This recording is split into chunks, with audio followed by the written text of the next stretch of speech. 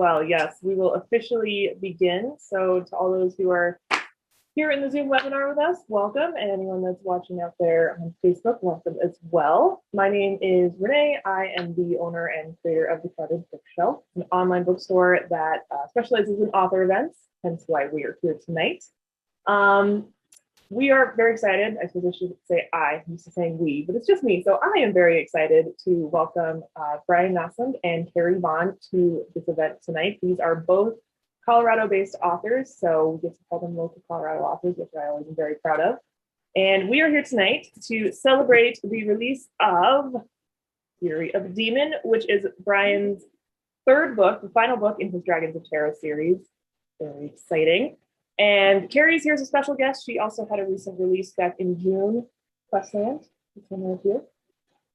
And yeah, we're gonna have a great discussion tonight about writing and genres and just generally enjoying a good sci-fi fantasy book. So I'd like to start off, I'll just introduce my authors really quick.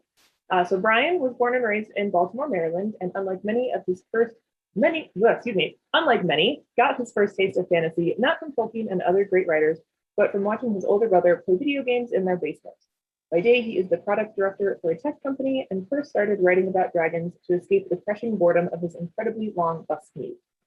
And Carrie is perhaps best known for the New York Times best-selling series Kitty Norval, the urban fantasy series, but she has written many other fantastic books, novellas, and short stories, including Bannerless, Martians Abroad, The Ghosts of Sherwood, and her most recent, as I mentioned, Questland. I'll read a quick description of each of the books as well, just in case some of you aren't fully familiar with what they're about. So like I said, Fury of the Demon, it's the last in a trilogy. So the brief description is, the war against Osiris Ward goes poorly for Rashad and Ashlyn. The Witch Queen struggles with her new powers, knowing the secret of unlocking her dragon cord is key to stopping Ward's army. And all the while, with every wound he suffers, Rashad gets closer to losing his humanity forever. But as the war rages on, the exile turned assassin turned hero isn't sure being human is something that he wants. And for Questland, Dr. Adrienne Cox is a literature professor living a happy life in her ivory tower when billionaire Harris Lang hires her to guide a mercenary strike team to his island paradise. Unfortunately for Lang, the designers and engineers hired to construct his island retreat have rebelled. The biggest problem? The mutiny is being led by the chief designer, Dominic Brand, who also happens to be Addie's ex-boyfriend. It's up to her to brew the quelling tensions before the island goes up in flames. Brian and Carrie, welcome. Thank you so much for being here. Thank you for having us. Yeah, excited to be here. Yeah. So I like to start just by sort of, we'll ease us into the discussion with what I like to call author icebreakers. So Brian, we'll start with you since we're here celebrating your book. If you could have tea or a beer, your drink of choice, with any two authors, either living or dead, who would they be? I've been thinking about this. I feel like my first one would actually be Barack Obama, which is maybe strange for a fantasy author to say, but I love all of his memoirs, and I think he has this like gift for precision in writing that is admirable no matter what you're writing.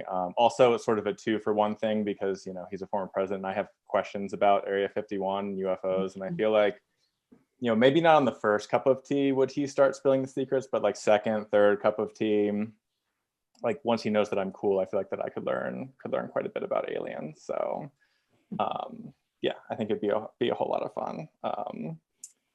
And it's 2, right? Yeah. Okay. I feel like this is maybe more the cult of personality around her now, but Mary Shelley, I feel like would be a fun person to have tea with. I mean, I think she wrote Frankenstein when she was like 18 or 19 years old. Pretty young. And yeah, when I was 18 or 19, I was writing like Raymond Carver knockoff stories that added like nothing to the world in any sense of it. And Frankenstein, birthed like a whole genre. And I try to think about Frankenstein at least once a week, if not more. So I feel like Mary Shelley would be fun. I feel like it could be one of those tea dates where 72 hours later you're like in Mexico and like you've lost a kidney and you're in a bathtub full of ice, but it was but in a good way. You're like, that was a good experience with Mary, even though she convinced me to lose a kidney somehow along the way. So I feel like that could be fun. You lost a kidney, but in a good way. I like it. Exactly. Yeah. Carrie, what about you? Yeah, see, I was sort of surprised that like 2 names popped into my head immediately. but I have a feeling if you asked me on different days, it would be a different pair of names every time you asked. But the more I started thinking about the two names that popped into my head, the more intimidated I get, because both of these women are much smarter than I am. So my names are Jane Austen and Ursula K. Le Guin, who I never did get a chance to meet. And like, it's okay. You know, we can't meet everybody that we want to meet. But, you know, she passed away so recently that it's still in my head. And I would love to have tea with them and just get them to talk, like, as long as I don't have to say anything, because there's no way I could compete with all of the wonderful things that I would hope to hear from them. Yeah, I'd either have to like prepare the questions or not be intimidated somehow.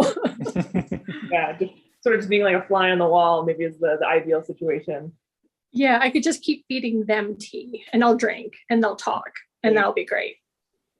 Sounds like a lovely afternoon tea. All right. So obviously you're both writers, which is why you're here.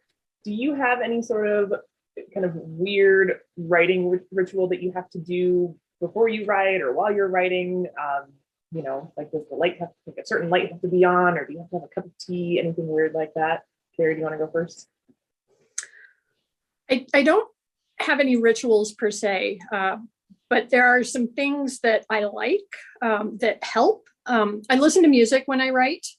And there are times where if I'm not listening to the right music, I can't write. And, you know, sometimes I'll be listening to one thing and then I need to turn on the ambient. If I'm writing something in a period, in a historical period, or with a certain atmosphere, the closer I can get to listening to something that fits that atmosphere, the easier it is.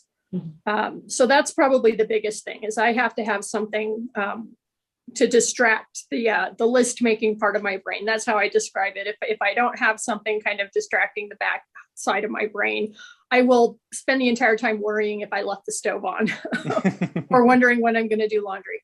Yeah. So I have to shut that down, and that's how I do it. A couple of years ago, I started writing with colored pens.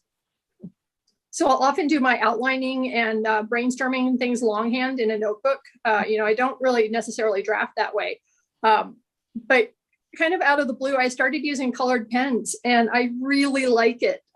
It doesn't make any sense, but it just makes me happy writing with colored pens. So I always make sure to have 6 or 7 different colors on hand, just because it makes me happy. And anything you can do to make this gig just a little bit easier is great. Yeah, that's very true. You got to find the little pieces of joy to keep you going. Yeah. I just imagine it would make the page look so just cheerful, you know? Yeah. And this is a random question before I ask you what your potentially weird writing quirk is. Did either of you try, like when the Comic Sans phenomenon thing started, did either of you try that? I heard about that, and it's not very hard to change your font to Comic Sans, or it was Comic Sans or some whatever it was. I never did it. I don't know why. It felt somehow like it was a lot more work than just changing the font setting of whatever I was working on. So yeah. I think that the theory is that it would turn off your internal editor because it's such a friendly font. It's like, oh, I'm not actually writing. I'm just having fun because it's Comic Sans. At this point, I've been using the same font to write for so many years that I think if I tried to change, something might break. Something might actually physically in my brain blow up. So I haven't tried that. That might be your weird writing quirk that you don't know about, but you don't want to discover. Like, break your brain. Yeah, that's fair. My internal editor is kind of not on call all that often anyway. Like I'll write a paragraph and go back and read it, and it's almost like unrecognizable from what I was trying to do at the time. And then I have to be, all right, well, this sentence, none of these words are spelled right or the right words, so I need to go back and think this through. So my flow is pretty unsupervised anyway. I think even without Comic Sans. Probably helpful, I guess. I can imagine there's probably lots of writers where it's a little overactive and it's hard to actually make any progress because you're too busy editing yourself. So yeah. So what about you, Brian? Any weird things you have to do, or? This wasn't a permanent part of my routine, but it was the way that I finished Fury of a Demon, and it went on for at least a few months last summer and fall. So I would wake up really early in the morning, and I would exercise until I thought I was going to throw up. I would just do burpees until I was going to pass out. And I was sort of, I've been working on this trilogy for a while, and I was starting to my energy was starting to wane. So I'm just going to try to wake myself up fully. So I would do that. And then I would take a freezing cold shower until I thought that I was going to die, and then drink a bunch of coffee. And then I would start writing. So I'd wake up at 4, but by 4:30, I'd shocked all the different parts of my physical body that I could. And it worked pretty well for a while, actually. And then I think I turned in my last round of edits to my editor. And the next morning I was like, well, I'm not going to keep on doing that. That was ridiculous. So yeah. And that was the last of it. So I think it's the emergency mode. And also when it's summer, we have just a swamp cooler or an evaporative cooler. So the house is always a little bit hot. So a freezing cold shower is not the worst thing to do. Yeah. Yeah. Summer's the only time a cold shower. So that sounds pretty nice, actually. Exactly. Yeah. By the time I turned the edits in, fall was coming. I was I'm not taking a freezing cold shower at 4:30 in the morning. Nothing is worth that. Yeah. Sounds awful. Yeah. Yes. All right. Well, I'm glad you're not, because you were saying all that. I was like, this just sounds like torture. What do you do, Brian? Yeah. People on Twitter were asking me am I a serial killer and how many dead bodies are buried in my basement for doing that, which I thought was strong, but yeah. I was gonna say I wouldn't go that far. That is a little too strong. Maybe a little bit of self-torture, but it got it done. So yeah, that's the important part. All right, last question. If you were gonna write, if there's a genre that you haven't written yet, you would like to, what's the top of your list of genres to maybe dive into at some point? Brian, we'll go back and start with you.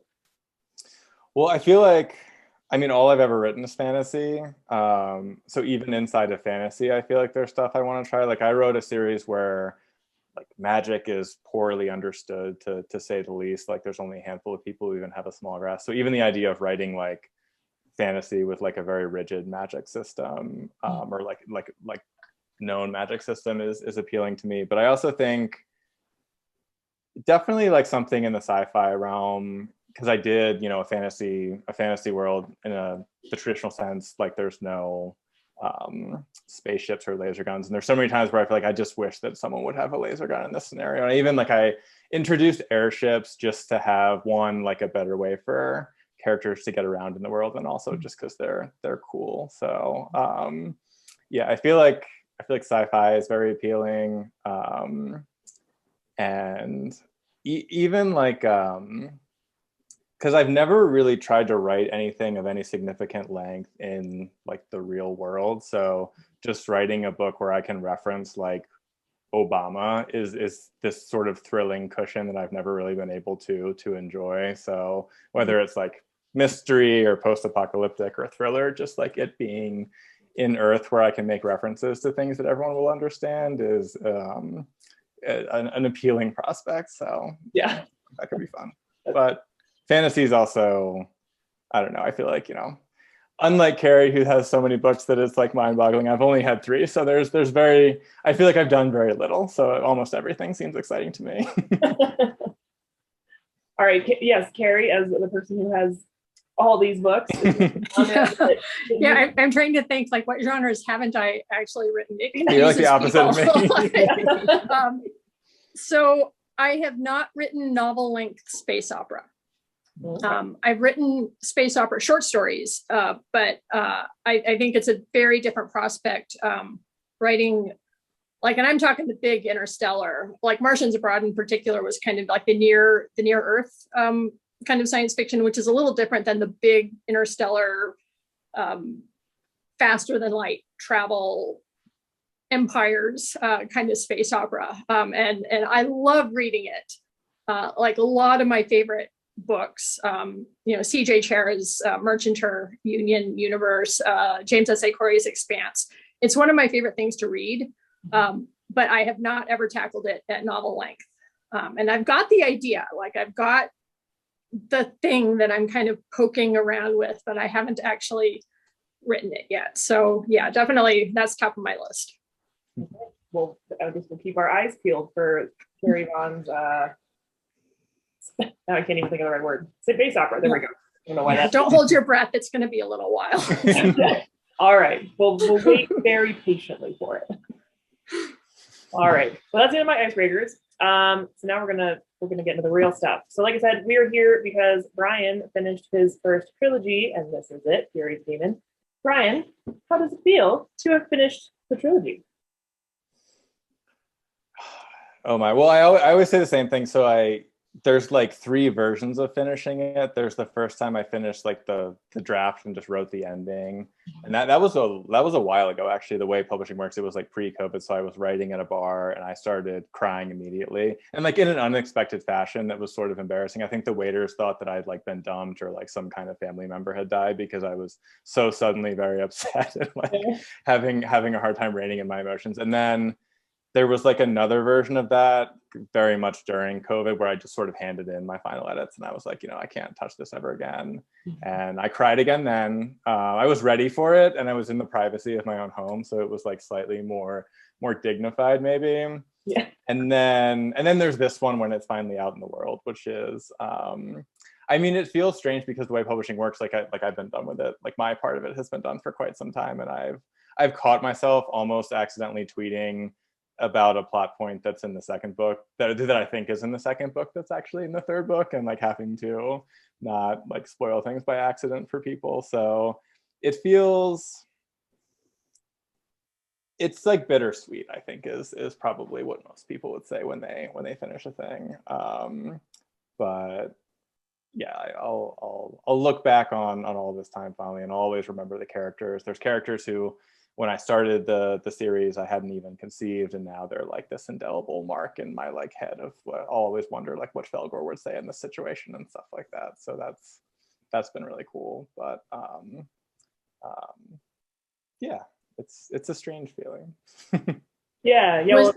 Well, go ahead, Carrie. Oh, I was just, writing a series is such a strange thing. And I was going to ask, was there anything unexpected that happened? Like, did you have the whole thing mapped out, or did you always mean for it to be a trilogy, or did something unexpected happen? What were the challenges of writing a whole trilogy versus writing a single novel? Well, my biggest thing, the second book was very hard on me. And I think I wrote the first one. I never really thought anything would come out of it, to be honest. But then I had like a rough idea for what would happen in the second one, and thinking it could be like a second and a third book, depending on how things went. But it turned out that my idea for what could happen in the second book was not a good idea at all. So I had to like scrap all of it and kind of like readjust things. So I feel like that was unexpected. But I think another thing that happened to me was that the main character is this very kind of like sarcastic, emotionally closed off guy. And he's a fun character to write because he's, you get the sense of his voice, and he's just sort of never like taking the world very seriously. But one thing that surprised me throughout the series is that my favorite character became someone I always like Silas Bershad as the main character, but one of my favorite people to write is almost the opposite of him. He's this very vulnerable, almost innocent person who wants to like, his heart is just like open to the world. And by the time the third book came through, writing someone like that was a whole lot of fun. Whereas I think when I started him, I was a lot more uncomfortable writing a character like that. It was more fun to make sarcastic jokes and have this sort of like rugged warrior person, and this sort of, open-hearted medic type guy wound up being my favorite character to write towards the end. So I didn't see that coming really. Carrie, did you kind of have similar experiences like that in your early days of writing? Is surprising? Yeah. It's. I'm not a natural series writer in some ways. Like I'm not a particular reader of series, and so the Kitty series ended up being 14 novels. Mm-hmm. So number one surprise was that the series ended up being 14 novels. And number two surprise was how hard it is to keep track of your own stuff. Like, I think when I was starting out, I would hear, like Stephen King in particular would talk about not remembering writing certain books and things like that. And I just thought that was ridiculous. How could you forget something that you wrote? Well, it turns out like writing novel 10 or 11, it's like, wait a minute, how many times have these two characters encountered each other? Like, what is going on here?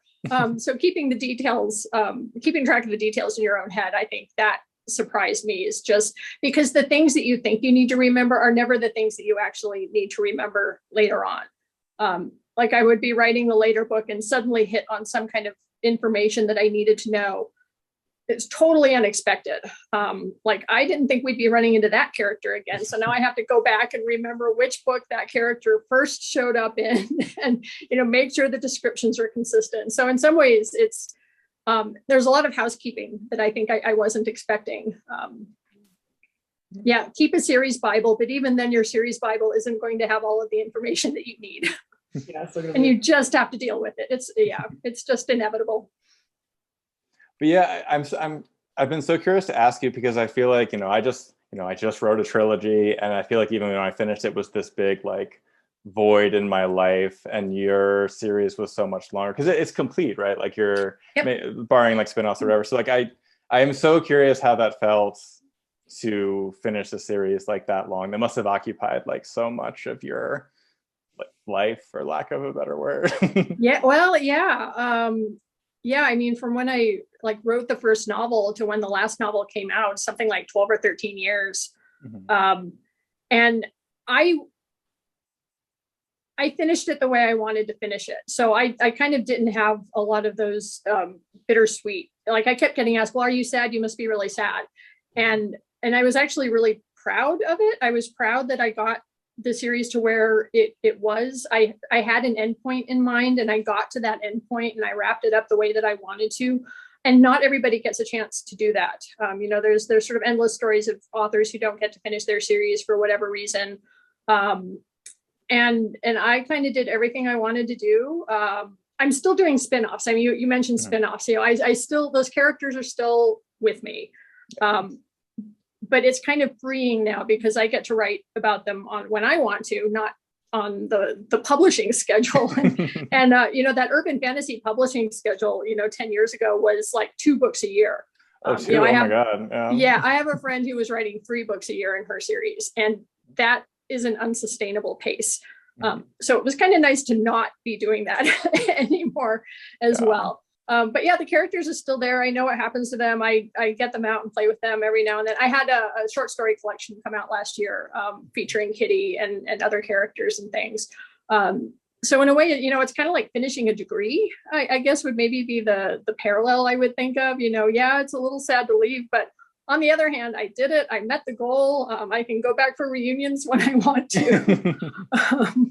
But yeah, it was big. It felt like a really big accomplishment, and I was also happy to move on to other things. Yeah. So I bet you're getting asked a lot if you have plans to revisit that world. What is next for you? Yes, that question does tend to come up. Yeah, people never stop asking that. I'm sure you got it all the time too. Yeah, I'm working on new stuff. What I always say now is there's irons in the fire, but they're very preliminary irons, so it's hard to speak on them because one, I'm notorious for the first draft of anything being unrecognizable when you look at the second. So if I say anything, it could wind up just being completely different. And then there's sort of a few different things. I don't know what will come up with it, but there'll be swords and people talking around campfires most likely. Even if it's a science fiction thing, I'll probably still put swords and campfires in it because I'm not going to go that far astray from my roots. Dune is swords and campfires, isn't it? Yeah, exactly.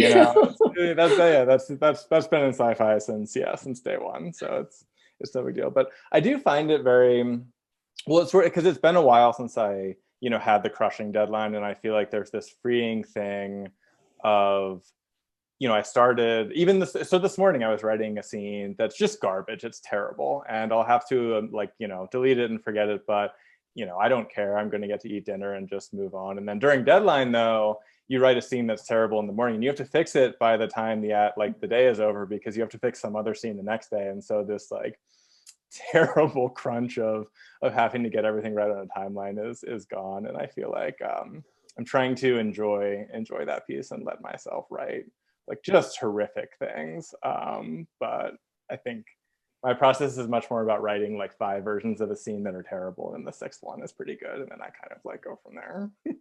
It's not efficient. That's all right. No one said you have to be efficient, except for when you're on deadline. Oh, when you're on deadline, yeah. Then maybe yes. Yeah. Carrie, I was curious about, you were saying, back when you were writing the earlier Kitty novels and you were expected to do 2 a year, was that just kind of because of like the publishing trend, like urban fantasies were such a big thing and they wanted to pump them out quickly, or yeah, okay. Yeah. Yeah, there was that stretch between, I want to say about 2004 and maybe 2012, where urban fantasy was just huge. It was all vampires. A lot of people made fun of the covers. There were all these covers of like women in leather with their backs looking over their shoulders, holding guns or swords or something. Yeah. And the readership was voracious. The other thing is they were all mostly coming out in mass market paperback, which has a faster turnaround, I think a shorter shelf life and a faster turnaround. So one of the ways that the publishers wanted to promote that was to always have a book on the shelf. Mm-hmm. Get the next one on the shelf before the bookstore would pull the previous one. And so, yeah, it just got, it was just about keeping your name out there and keeping the books out there. And the publishers really wanted that to happen. And people bought them. I mean, that readership was just eating it up. Mm-hmm. And you want to fulfill that, your readers want books, you want to give them books. So the other thing about urban fantasy, I feel like I have to point out, is that they're shorter. They weren't big doorstopper fantasies. All of my friends who write big doorstopper fantasy will kind of look at me like, how are you writing 2 books a year? And it's like, well, because my books are half the size of the big doorstopper fantasy. So that made it a little easier. Yeah. It was just. Oh, sorry, go ahead. Oh, no, that was just the trend. It was just the way that trend went. Mm-hmm. I was going to ask if you had the experience where you crunch to get a book done in 6 months or whatever it is, and then like halfway through the day it came out, someone emails you asking when you're going to finish the next one because they finished it in like a matter of hours. Every time. Yeah, they were like the same day. Oh, I finished reading your book. Yeah, it's like I tortured myself for months to get that out. So yeah, it's going to be a minute to get the next one. But that was one of those things that surprised me, and it both feels like really good in some ways, and then it's also like this like morally crushing thing that someone. It's like great that they can get through it that fast, and it's like I need at least a little bit of time before I can get back. And I'm a slow reader. Like I don't know about you guys, but I am not a fast reader, and I don't know where that comes from, but I like to sit and enjoy and sink into a book. I read every single word. I'll sit and think about it. So for whatever reason, I'm not a fast reader. So it takes me a while to get through books. So when my very first book came out, Kitty in the Midnight Hour, I had ARCs. Like they mailed me ARCs, and I was so excited. I was going to a birthday party that same day. So I brought the ARC to a birthday party, and one of our friends took it out of my hand, went into the next room. She read it in 2.5 hours. Like at the party. And came back out and was like, I'm done now. And I'm like, what did you just do? And like, I didn't believe it, but she said, she explained everything that happened in the book. And I'm like, oh my God, she read my book in 2.5 hours, which was great because she sat there then and told everybody that she really liked it and thought it was really good and that everybody should go out and read it. And she became a big, advocate for me, which was fantastic. But to this day, I'm like, how? I don't understand. But there are people who can read that fast. It will never fail to amaze me. I'm in the same boat. I'm a very slow reader. Like I've read maybe 1 book in a day, maybe 2, but it was sort of one of those days where it was like I was stuck somewhere where there was like actually nothing else to do. It takes me quite a while to read books. So yeah, when someone can like plow through something that fast and remember everything and like pull different scenes, it's not in my repertoire. I wish I was a faster reader because I love reading books, but it takes me a minute to get through them. Yeah, Brian and I were talking, I think further before you got here, Carrie, that I'm kind of like right in the middle. I'm not a super fast reader, but I'm not a super slow reader.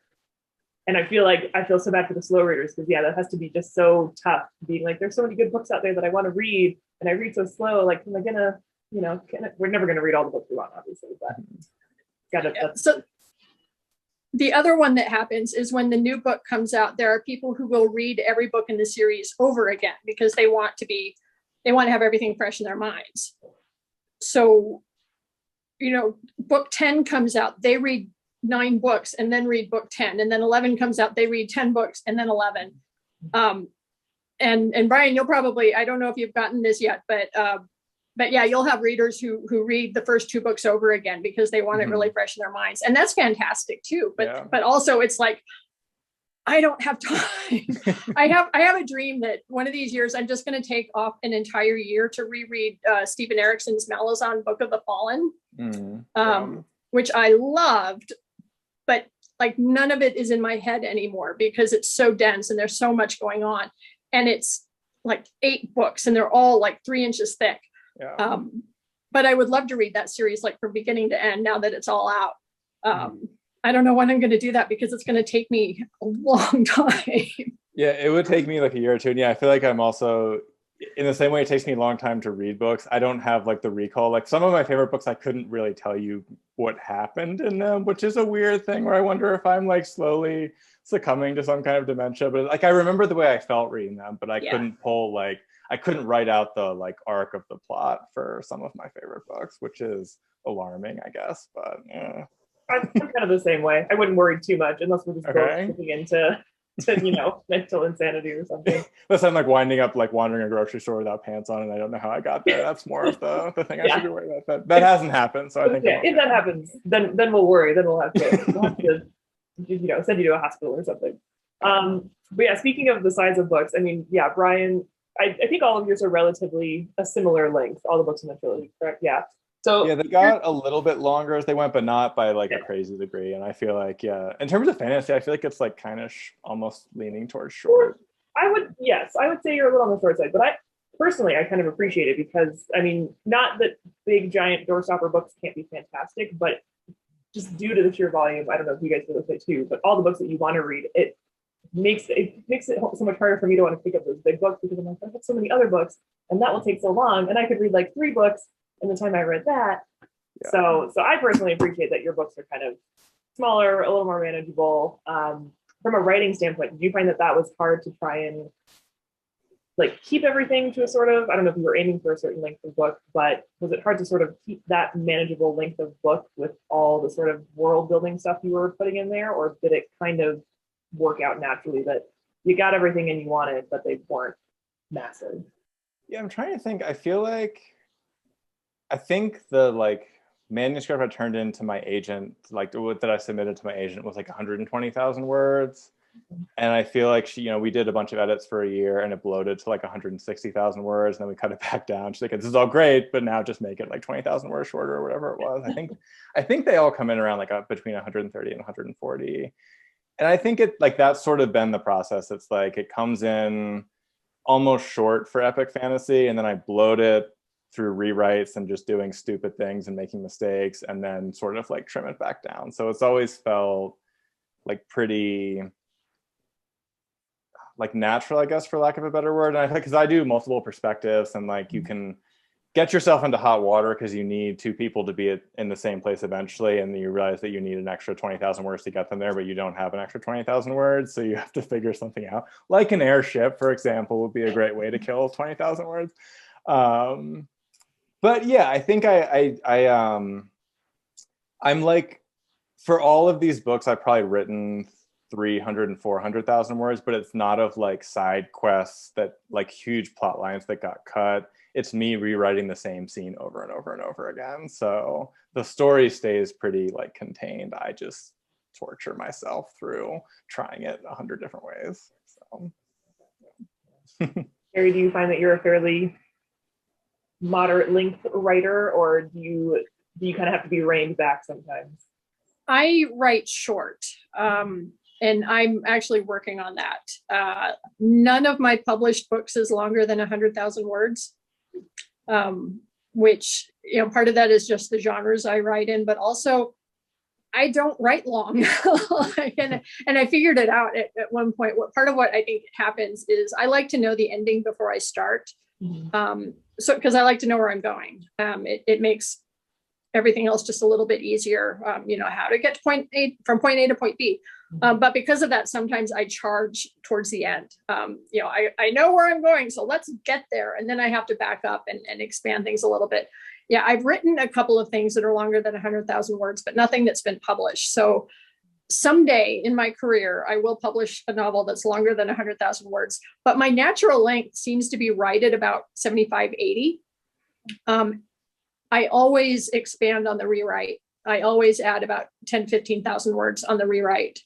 So that tells you how short my very first drafts come in is, I've had first drafts that are like barely novel length. And then it's like, okay, let's figure out what I missed. What did I leave out that I have to now go back and explain or flesh out, which I think is it sounds, of course it feels doable for me. It feels more natural for me, but the thought of like having to cut 20,000 words sounds really hard. And I've never had to do that. So yeah. Because I've been told to cut for 20,000 words, and I feel like, but I had so much more. And so my agent was funny. The advice she gave me was like, cut 2 sentences out of each page, which was actually way easier than cutting like a whole scene. And then she was like, and you can cut one of these 4 scenes, and all the I looked at them, I was like, those are all vital scenes, I can't cut one of those. She's like, yeah, you can, just be creative. My agent is very no nonsense, like, you can cut them, just move, like, write down the things that are important and move it to another scene that you can do in like, a few sentences instead of paragraphs. Is like, no, that is extremely accurate. All right, here we go, and then we're done. Yeah, that's what they mean by kill your darlings, that thing that you think you absolutely need, and it turns out no, actually you take it out and nothing changes. It's like, oh man. Exactly. And I've done that on short stories. Like, I need to cut 500 words out of a short story because of the magazine guidelines or whatever. And you don't do it by cutting scenes, you do it by cutting words. He sat down, cut out down, he just sat. And and you do that, and all of a sudden you're cutting like 30 words per page on 10 pages, and all of a sudden that's 300 words gone just by making your prose that much tighter. Exactly. At the prose level, and I think that's a really valuable thing to learn. Just making your prose tight, learning. You can internalize that, learning like what words do you not really need. It turns out you don't really need all those adverbs. There's stuff you don't need. You don't need a lot of the dialogue tags that you think you need. And it sounds really mechanical, but when I read before and after that kind of edit, the after is so good. It just reads so clean and so smooth. So that's something I really try to work on. Because it's just amazing. You would think it wouldn't make that much difference, but it really does. Yeah, that was definitely like a very nice. I got the sort of novel length tip is cut like 2 sentences out of each page. But like for short stories, it comes down to the word thing. And I feel like cutting from a short story. I've never written a good short story in my life, but I feel like it's like the same principle, but almost harder. I think short stories are way harder than novels. Maybe just because I've never written one that I've thought was remotely like worth sharing to anyone. There's a goal for you. Maybe. I mean, who knows? Yeah, I don't know if short fiction is going to be my jam, but yeah, just the idea that you can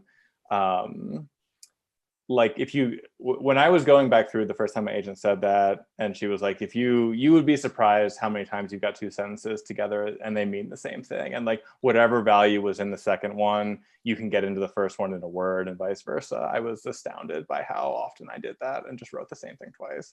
And like sat down's like a great example. It's like you're good with just the first word. Cool. So we're like coming up on our rough end goal time. So first of all, really quick, I forgot to mention this at the beginning, but if you want to order either of these books, either of them, you can do so at our website, which is crowded-bookshelf.com. There is a menu at the top. You click on buy books. You can order print books. You can also order an audiobook. Well, Brian, no, you're not getting an audiobook for this one, are you? There's no audio for this guy coming around. Yeah. So okay. Just And Carrie, is there an audio question? Yes, cool. There is. All right, well then you can get an audiobook if that's what you're into for Carrie's book and for the earlier books at least. Yeah, the first 2 have audio. Well, see, if you haven't started the series, you can start there. And then you can also get ebooks. So whatever book format you want to try and find, they're all there. You can purchase some. And for print books, at least, these 2 amazing authors have agreed to sign the first 20 copies purchased. There are still copies available that you can get signed. So if you want a signed copy, go order those books. And also really quick, this has been a great conversation, but we should maybe talk a little bit about the actual books. So in your own words, Brian, how would you describe sort of the series for anyone out there that hasn't maybe began it, and then sort of what Fury of the Demon is kind of all about? Okay, so the elevator pitch I always use for the series is that it's an answer to the question of what happens if you take a world and just dump a bunch of dragons in it, and then take like the grumpiest version of Wolverine from the comics and force him to become a dragon slayer against his will. So that's kind of the starting off point. And with Fury of a Demon, it's the third book, so there's been a lot of drama. There's been a lot of globe trotting and battles and fights and stuff like that. But it's been with characters who, some of them have never met each other. Some of them kind of met each other and dispersed. And the third book is kind of everyone all jammed into one prolonged piece of jungle warfare. It's a very kind of contained thing. And one of my favorite parts about it was writing scenes where two characters who had never met before are kind of together for the entire book. So it's yeah, I guess I don't have an end to that sentence. It's okay. Can I actually butt in with a question there? Because I wanted to ask you about your influences and things, because you do have such a visceral world with, not just the warfare and not just the really gritty fantasy world warfare, but the focus on the soldiers on the ground, like in the middle of it, not the top down view that we often get in epic fantasy. So I wondered, do you have influences? I got a little bit of a vibe of Steven Erikson, and also a little bit of a vibe of Glenn Cook's Black Company Black Company series. So I was wondering, were they influences? Do you have any other influences that you drew on, or that yeah. No, I feel like definitely Glenn Cook. So my sort of I read fantasy as a kid and then stepped away from it for a long time. I was reading English majory stuff, and then came back to it. And I feel like a lot of people, it was before the HBO show, but I started reading, Song of Ice and Fire. And I think that that's sort of the gateway into the people Glenn Cook and Joe Abercrombie, who are doing it's not so much the higher level stuff. It's people just sort of stuck in the mud trying to figure things out in these little things. So I feel like it's actually, it's Glenn Cook and Joe Abercrombie were the two biggest influences. Okay. That kind of made me want to be I want to write a story about the stuff on the ground, not a huge amount of palace intrigue and a general kind of moving his troops around, but what it's like to be sitting in a pile of mud the day before a battle, and hanging out with your friends, and you're kind of nervous and really cold and kind of wish you'd maybe made some different decisions in your life. And they both do that so well. So capturing that kind of feeling was really interesting to me. So those are the biggest ones. Cool. All right, Carrie, really quick for you. This is a summary of Questland. It is about a high-tech LARP that goes horribly, horribly wrong, and the literature professor who has to save the day. Because I too spent a lot of time studying English in academia. I do like the right about professor. They're the hero. Write about what you know.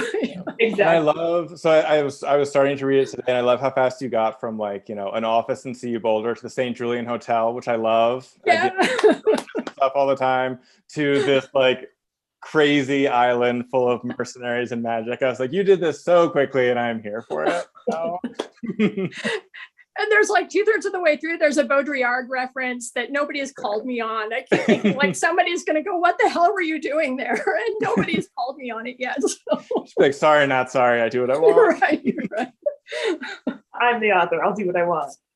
Yeah, it's what's the most obscure? So I pile in a lot of, shall we say, tropes or Easter eggs or callbacks, whatever you want to call them. And I'm not sure what the most obscure one is, but I'm waiting for somebody to tell me.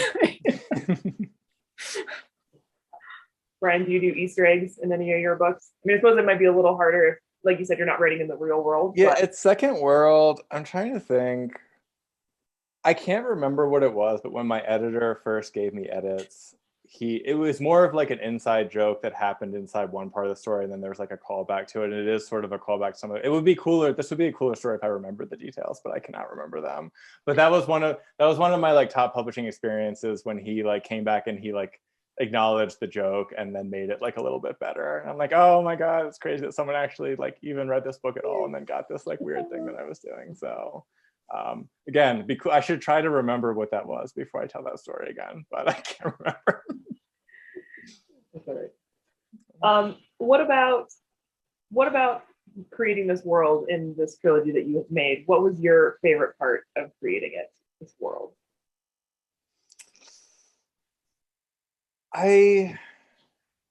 So I start with not a whole lot of planning, if that isn't clear. So I start with like a scene usually that I think would be cool and just sort of like blow it out from there. And I feel like there have been parts, especially in the third book, where honestly, I think a lot of it was just sort of luck, or like you've thrown so many things out there that there's just ways to tie it together that actually wind up working like I thought of it that way the entire time. So that was really fun with the third book, where some of those things started kind of falling my way. In the second book, none of those things fell my way with my sort of like very rough kind of planning, and it was a stressful time. But with the third one, I think I had a better sense of like the world and how it all worked. And so I was able to like tie off a lot of loose ends in a way that felt really, really good and natural, but weren't actually planned. So I don't know. Sometimes that's the best though. Like you just kind of throw stuff out there, and you're like, well, we'll see what sticks. And and I had the kind of like rough vision of the ending, like a few scenes planned, like conceptualized from the very beginning, but wasn't sure what was going to happen in them. And then kind of by the time I got there to end them, I knew exactly kind of what to do, and it came very naturally. And then I started crying in a public place. So, as you do sometimes. As you do. Yeah, it happens. It happens. Do you find what book of the trilogy was there one that was easier to write? Just like sort of like you said, you kind of threw things out. Some things went your way, some things didn't. Did one book was one easier to write because everything kind of lined up, or? Yeah, I think the third one was probably the easiest to write. And part of it, I think, is just like you have a lack of options by the time, because you like winnowed your options down as the story has gone on. I feel like you have the most options on the first page, but I didn't know that when I was writing the first page. So like I really felt my lack of options in a bad way in the second one, and I really felt it in a good way with the third one. So I feel like I feel like the third one was in some ways kind of the most fun to write, just because once you like make it so like, this is how this character's gonna end, then that's just how it's going to end. And there's freedom in not being able to try to rewrite a scene 15 times. Like it's just going to be the one time, and that'll be it. So. That is kind of you don't have any options, and just like, well, we're just going to be happy with this. Yeah, this is it. But it all worked out. I like the way all the characters ended up, so that was fun, because I feel like you can also, I guess you could end up in the other way, where it's like you're stuck and you have to end it this way, but you didn't want to. You wanted something else, but it's just not feasible. But that didn't happen for me, luckily. I think it really was just luck in a lot of ways. Like I don't do enough planning to say that I achieved that on purpose. I think it just sort of fell out there. Hey, you achieved it regardless of how you got there. There we go. All right. Well, really quick, I put it in the chat, but I'll say it just in case no one's looking at the chat. We're going to do a short Q&A when we're done with our discussion. So if you have any questions, feel free to just put them in the general chat to everyone, or you can use the Q&A feature that Zoom webinar has, and we'll ask some questions from you guys to the authors. So don't be shy, and any questions or comments, whatever nice things you'd like to say, don't be shy. All right, well, I don't know, this has been a really good discussion. I don't really know what else. Oh, this is a random question that I thought of early on in the day. What video games were you watching your brother play that sort of sparked your love of fantasy, Brian? I was curious. Okay, so the first one I remember watching him play was Resident Evil, and I was terrified and too young to watch my brother play Resident Evil. It gave me nightmares. I don't know if it was Resident Evil or The Exorcist, but for one of those, I had to like move back into his room, and I just like, got in my own room, and I was super excited, and then I had to go and sleep in his room because I was so scared. But the one that really kind of made me like realize how big you could make a world was Final Fantasy VII. And I think I was still pretty little. And so I'd have to he'd have to explain the story to me and explain what was going on. And I feel like I'd ask him all sorts of annoying questions because I wanted more, and I would read the instruction manual and stuff like that over and over and over again. So yeah, Final Fantasy VII and StarCraft, which isn't a game about lore, but it came with this big book explaining all the different factions. And so I was always asking him stuff about that when he was trying to do it's more of chess almost. So it's not important what the different characters stand for, but I was very invested in that kind of thing. So yeah. Well, I just read that and it just took me back to when I was growing up, because I was that way with my brother. He would be the one to play video games and I would just sit there and watch. And then when he wasn't playing, I was like, okay, well now I know how to play, so I'll go play, and I would do it myself. So that just was I probably do that too. Yeah. What games were you watching? Zelda is the biggest one that I remember watching, and I still am a hardcore Zelda fan to this day. So it really stuck. Yeah, that was definitely one I watched with him too. Yeah, Ocarina of Time, I think, was the one. Yeah, for sure. Ocarina of Time's where it's at, for sure. Yeah. So, Carrie, do you have what's your origin story for becoming a writer? Oh, I started really young, and I mean, my whole family are readers, so the house was filled with books and science fiction, in particular, science fiction and fantasy. We watched Star Trek reruns.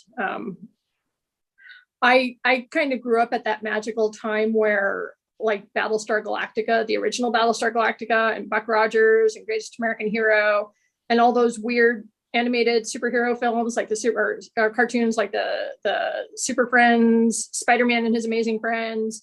And I just ate it all up.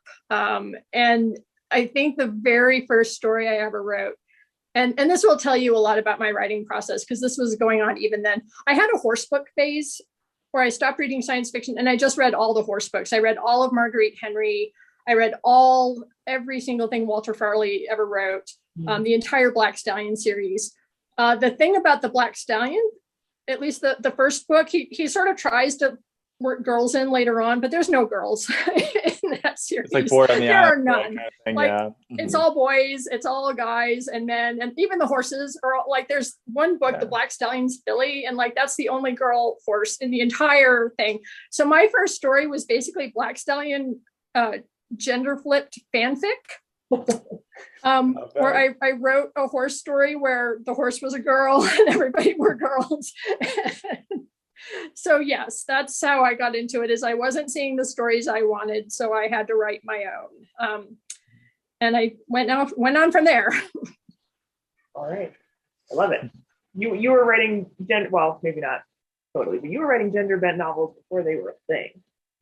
Yeah, apparently. You're the OG. You're the OG, Carrie. Exactly. The OG gender bending fanfic. Yep. Well, you're I had a horse phase, and I was just yep, we all had a horse phase. Yeah. We all had a horse phase. We all did. Yeah. Oh, that's great. All right. Well, we did have a question come in. Well, first of all, we have a comment too. Steve says, Rashad, marry me. And then he says, would you invite Rashad to your wedding? And if so, would you have an open bar? I mean, I feel like that's one of those things where you'll get a story out of it, but he'll drink the entirety of your open bar and he'll potentially ruin your wedding. It depends on how rowdy you want things to get. Yeah. Because it would get fairly rowdy, especially if Felgor was there too. He'd steal all your stuff and it would be a problem. So yeah, but like I said before the event started, I didn't get too far into the book, but even just the first couple of chapters, I was yeah, this is a rough group of guys. They're living rough and they're calloused and just rough. So yeah, I could see that. It'd just be a real rough and tumble wedding if they were there. Yeah, he doesn't respect the ceremony of weddings. I wouldn't think. Actually, now that I think about it, there are no weddings in the entire trilogy. I don't even know. People get married. Wait, is that true? That is very close to being true. There's no on-screen weddings. And to be honest, I didn't think through that much even how that would go. So it'd be a foreign event to him and he would probably cause trouble. Sounds great. Yeah. All right. Are there any other questions out there in webinar land or on Facebook? Yeah, I think there's in the Zoom Q&A, it looks like we've got. Oh, there is. I forgot. There's a little red. I was expecting it to pop up, but yeah, I forgot it says notification. Okay. Yeah, and it seems like Zoom changes every time I use it. So I don't know if that's just me. Yeah, are they trying to make it easier on us or just keep us on our toes? Like it's never going to be the same. Every Zoom call will be slightly different. I feel like by making it, they're trying to make it easier, but they're not like updating you in the appropriate way. So you just have to learn as you go, and then it just makes it harder, even though they're trying to make it easier for you. So exactly, you get an A for effort, Zoom. Okay. Question is, my first loss to COVID world, it was one day, was Carrie signing for the Immortal Conquistador. Have either of you experienced signing withdrawal? I miss conventions. I usually do quite a few either science fiction conventions or pop culture conventions or whatever. So yeah, signings, just any face-to-face thing. Yeah, I'm kind of really missing, still really missing. I've been very grateful for all the virtual stuff because it's better than nothing, because I can still see your lovely faces and read people's comments, and there's some interaction is better than no interaction, which is what we would have without all of this. But yeah, I've actually got my first couple of in-person conventions scheduled. I've got one coming up this weekend, which it's going to be interesting. Masks are required, so we're all going to be walking around in masks, which once again, like that's better than not doing it at all. And if we weren't wearing masks, I wouldn't be doing it at all. But I think there's going to be a learning curve trying to get back into it. So I'm really curious to see how that's going to go. We'll get back to it someday. But yeah, right now it's like it's going to be different and it's going to be strange. But yeah, I've missed it.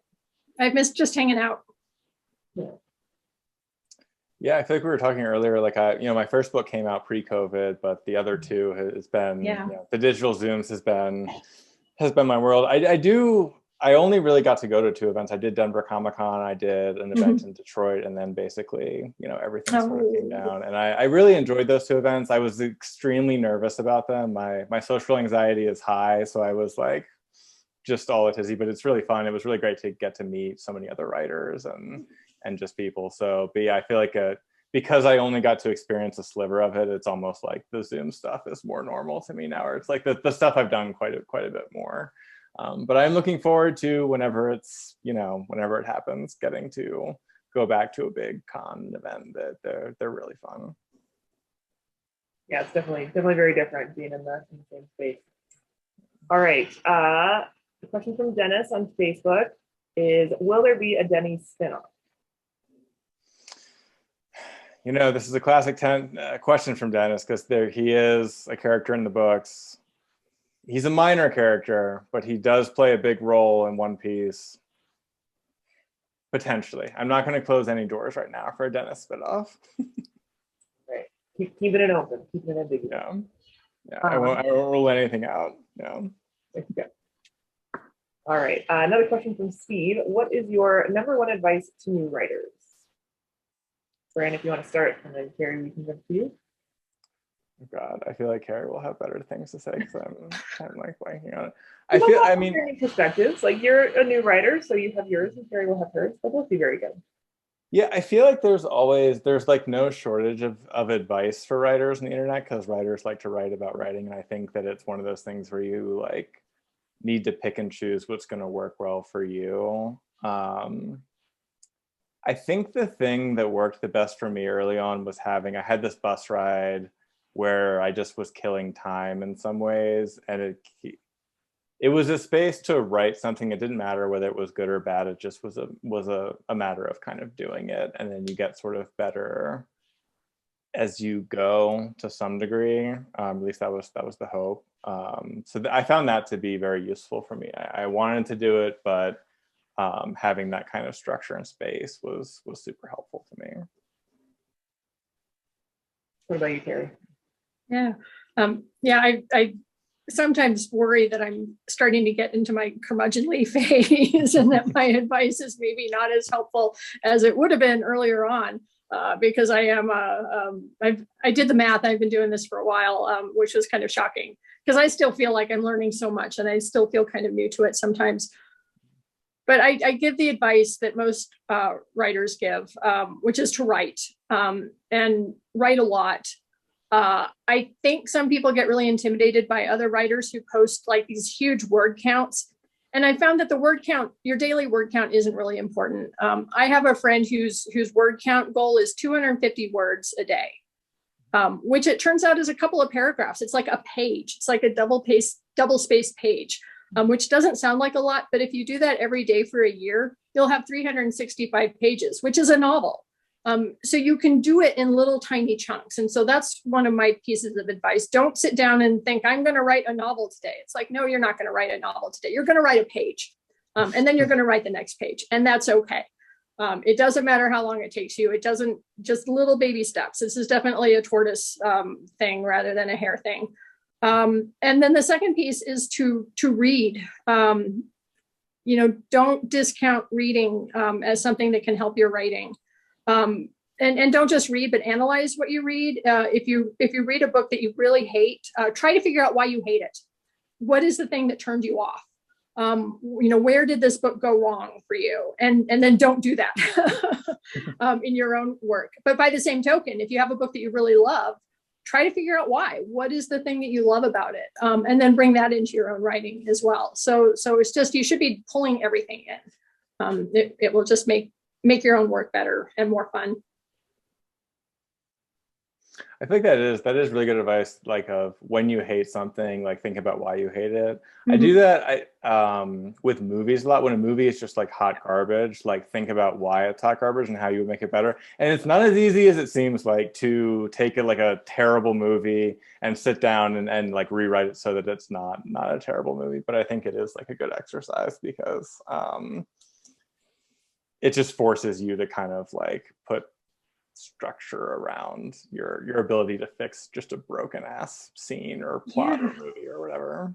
And I think that's even better with a movie that is almost good but not quite. And those are the really tough ones where it's like I know I'm going to make some people angry, but Blade Runner 2049 was one that just kind of fell apart for me. Like it shouldn't have. There were so many beautiful things about it. The main character, Ryan Gosling's character, was so intriguing.